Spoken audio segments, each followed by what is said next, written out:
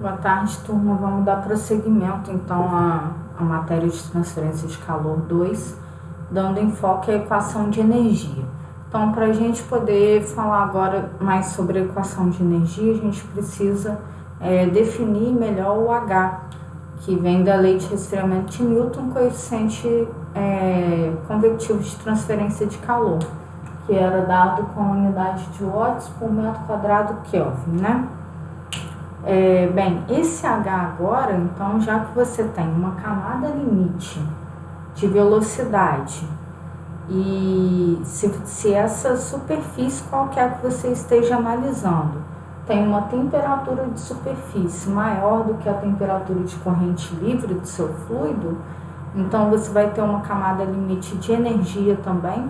Logo, o seu H, que ele é uma função de diversos parâmetros, velocidade, propriedades do fluido, como capacidade calorífica constante, viscosidade, condutividade térmica. Então, agora a gente precisa analisar como que vai variar essa função de coeficiente convectivo ao longo da sua placa. Bem, e aí a gente vai ver também que o H ele varia, além de propriedades termofísicas, né? Temperatura do fluido, temperatura da superfície, se é adicionado algum fluxo de calor, velocidade do fluido, vai variar também com a área que você tem de acordo com a sua geometria, se ela é cilíndrica, plana ou etc. Bem, vindo de um balanço de energia para regime permanente, que a gente estudava lá em condução, né? A terceira condição de contorno. Se você tem uma placa, uma superfície qualquer aqui, com uma temperatura de superfície maior, então você tem um fluxo de condução. Em regime permanente, esse fluxo ou taxa de condução é igual ao calor, né, transferido por esse fluido que está em movimento até determinada altura H aqui da sua camada limite. Vamos chamar de delta, na verdade. Então, delta é a espessura da camada limite. E aí o seu H vai variar pontualmente com a velocidade e com a área da sua superfície. Bem, então pelo balanço de energia, essa taxa de condução que você tem devido ao gradiente de temperatura, né, a diferença de temperatura de superfície e a temperatura infinita vai ser igual à taxa de convecção, o calor transferido para o fluido. Lembrando que a taxa de convecção pela lei de Newton do resfriamento é igual a H vezes a área, temperatura da superfície menos T infinito. Mas essa taxa também pode ser escrita como um fluxo de calor vezes uma diferencial de área integral dela de acordo com o local em que você estuda o fluido. Então, substituindo aqui, se TS e T infinito são constantes, eu coloco para fora da integral, fico com integral de H DAS de uma área. Bem, se a gente considerar também um H médio, né, se a gente fizer aqui uma análise para toda essa placa de comprimento L aqui, estipular um coeficiente convectivo médio, então você tem que a taxa de calor passada para o fluido é a mesma. E aí eu posso igualar essas taxas de calores, onde um H médio que você tem para a placa toda é função de um H local. Aqui no caso, se eu chamar esse eixo de x, de 0 a x, um H local, HX, subíndice x. Então, considerando um H médio para toda a superfície, eu tenho que a taxa de calor é igual a um H médio, a área da superfície, que é constante aqui no caso, a área toda, TS menos T infinito. Se eu igualar, então, essa taxa de calor com essa taxa de calor aqui local, eu tenho que o H médio, isolado aqui, é igual a 1 sobre a área, um H local de x, nesse caso, DAS. Então, vamos ver como é que vai ficar por causa de uma placa plana, né? Então, para uma placa plana, Vocês podem também utilizar essa equação, tá? Na verdade, ela passa a ser como o movimento está na direção x, então ela passa a ser apenas função da direção x, e vocês, nesse caso, para a placa plana, pode substituir a área da superfície pelo comprimento da placa L.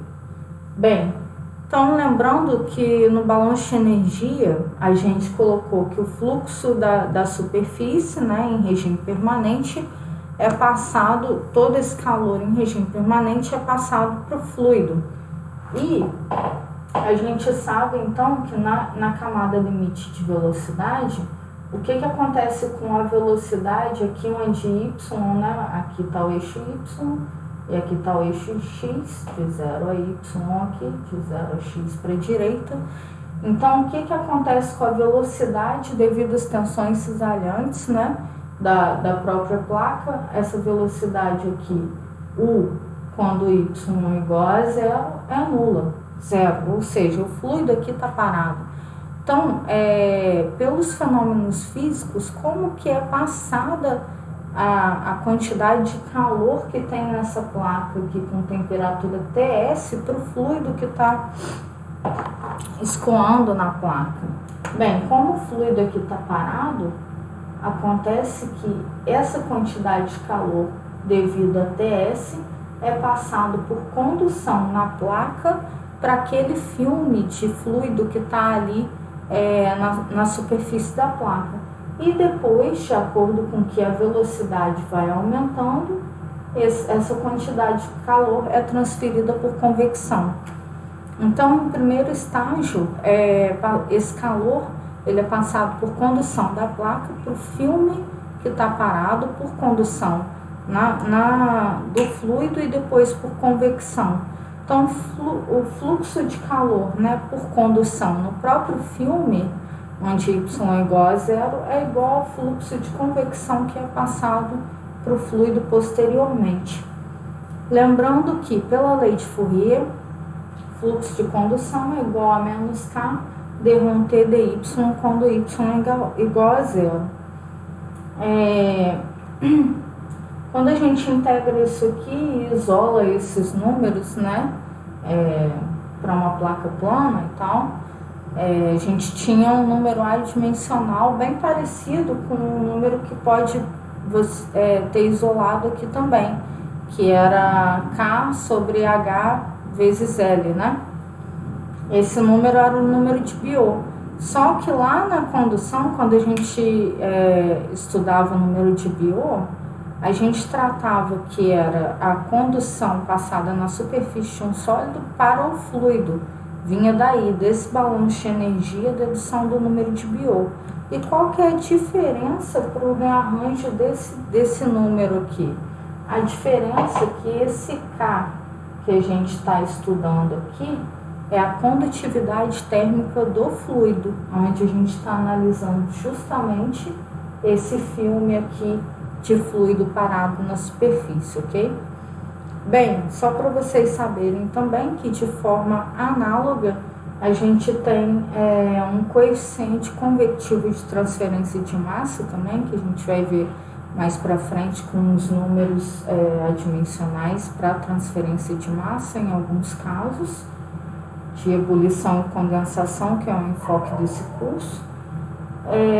Então, esse coeficiente convectivo da transferência de massa, também de forma análoga, é dado pela integral de um coeficiente convectivo de transferência de massa local, que vem da primeira lei de Fick, onde você tem aqui a difusividade, coeficiente difusivo de um composto em outro, AB, vezes o gradiente da massa específica em relação a Y, que a gente vai ver mais para frente também, dividido por uma força motriz aqui, que é a densidade, no caso de uma substância A qualquer da superfície, menos a densidade da substância A na corrente livre, ok?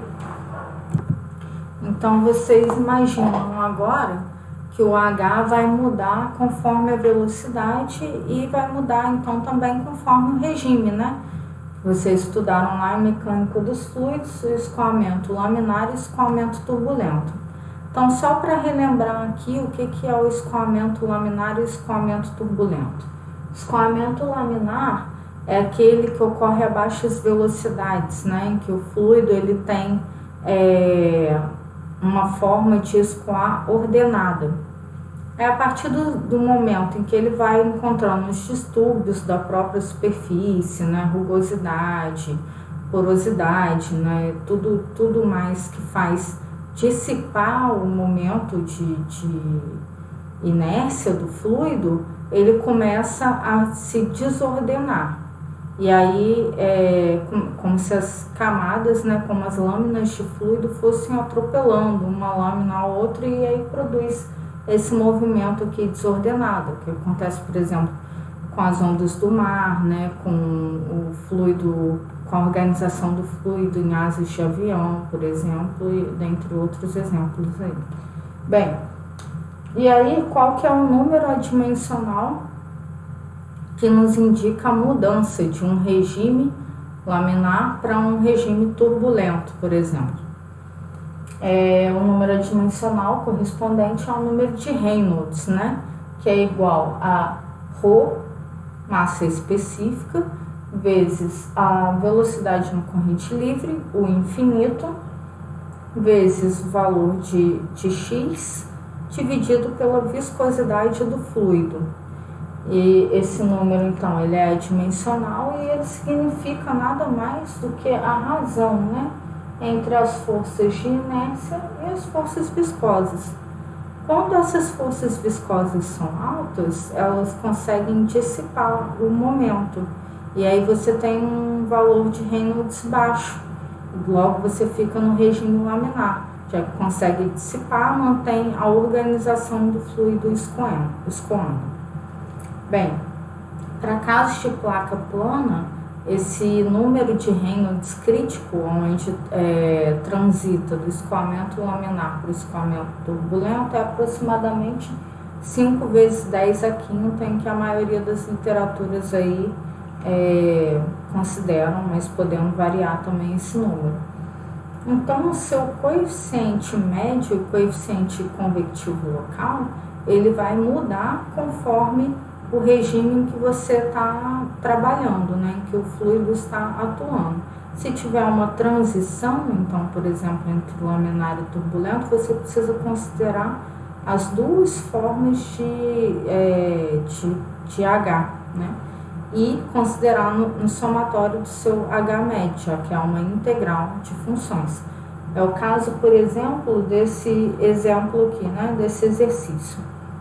Então, você tem uma placa plana qualquer e aí está escoando um fluido com uma velocidade relativamente baixa, de 1 metro por segundo. E isso foi estudado em um laboratório em duas temperaturas diferentes. Uma hora a placa, né, tinha uma temperatura T1 de 300 Kelvin e ora uma temperatura constante T2 de 350 Kelvin. E aí foi estipulado o coeficiente convectivo laminar e o coeficiente convectivo turbulento, variável de acordo com essa função. Uma constante laminar vezes um x elevado a menos meio, por caso do laminar, e por caso do turbulento, uma constante turbulenta vezes x elevado a menos 0,2.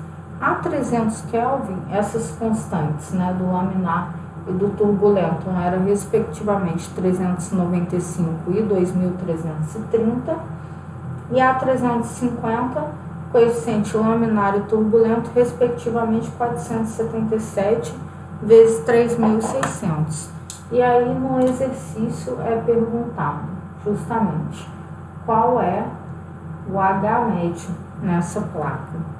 Então, para você poder resolver esse exercício, você tem que considerar a função, né, H médio, como uma função, né, integral do coeficiente convectivo local, substituir essas equações, que são dadas experimentalmente, e integrar de acordo com cada regime. Vamos ver então como é que soluciona esse exercício. Ok, então a sua função de coeficiente convectivo médio para a placa plana, 1 sobre L integral de 0 a x h de x dx. Só que você precisa saber se está ocorrendo transição de regime de laminar para turbulento na sua placa, porque aí a função vai mudar do H local. Então, seu H médio vai ser o somatório, né, das integrais de um H laminar, de acordo com a função, um H laminar vezes dx, um H turbulento dx. Da onde que vai ser esse intervalo, então, da sua placa, né? Do início da placa aqui até acontecer, que eu vou chamar de 0, aqui no final L, até acontecer a transição de regime. Então, supondo que aconteça por aqui, num X crítico. Então, você precisa encontrar esse X crítico de transição. Então, o seu intervalo aqui vai do laminar de 0 a X crítico e o turbulento de um H turbulento do X crítico até o final, sem considerar aqui a etapa de transição, tá bom? Bem, a função para um H laminar, então, era de 1 sobre L aqui, integral de um C laminar vezes x elevado a meio. Como o C é uma constante, foi tirada a integral, então C laminar de 0 a x crítico de um x elevado a menos meio dx. Mais um C turbulento aqui, já tirando a integral também, de um x crítico até L final, de um x elevado a menos 0,2 dx.